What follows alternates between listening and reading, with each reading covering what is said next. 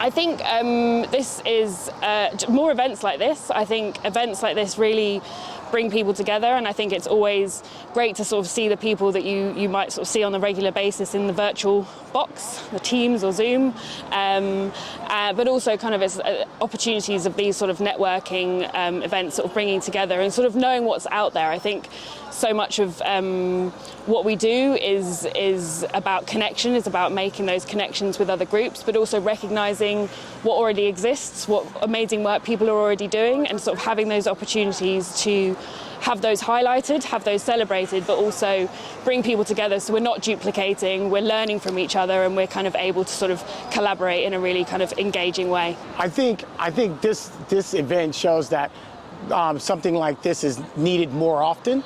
So I would say something like this a little more often next year to connect people that are in the field but in different sectors but doing the exact same thing, so that they can network and find out better ideas of how to respond to emergencies.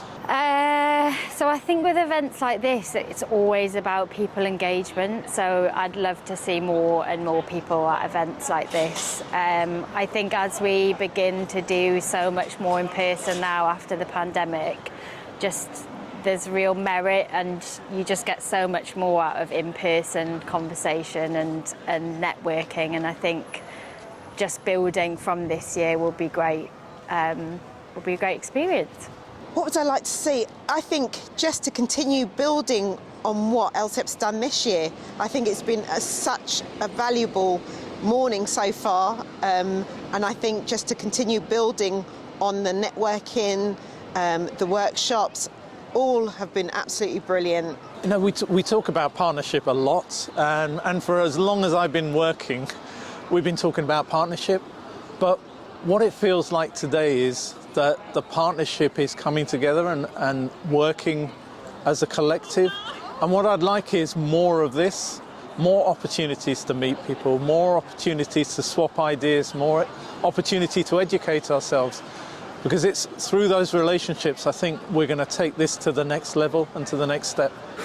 Well, I mean, again, one of the probably most impossible things is to gain more funding or funding streams for the voluntary sector. I think one of the things that they're doing already is kind of pulling in different sections of our communities. So especially the kind of underrepresented communities. I know that they're concentrating on that, so I kind of wish them a bit of luck with that. You know, reaching out to people that probably don't engage in their local communities. So how do you get them out of their houses and understanding the need of planning and self-resilience and such? Yeah, so in that sense, yeah, I hope they can get more funding, because the work that they do is extremely important and really valuable.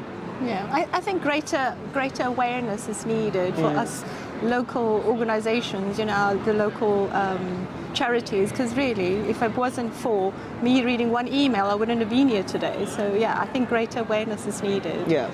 Especially for those of us who don't live in central London. You know, that's where, yeah.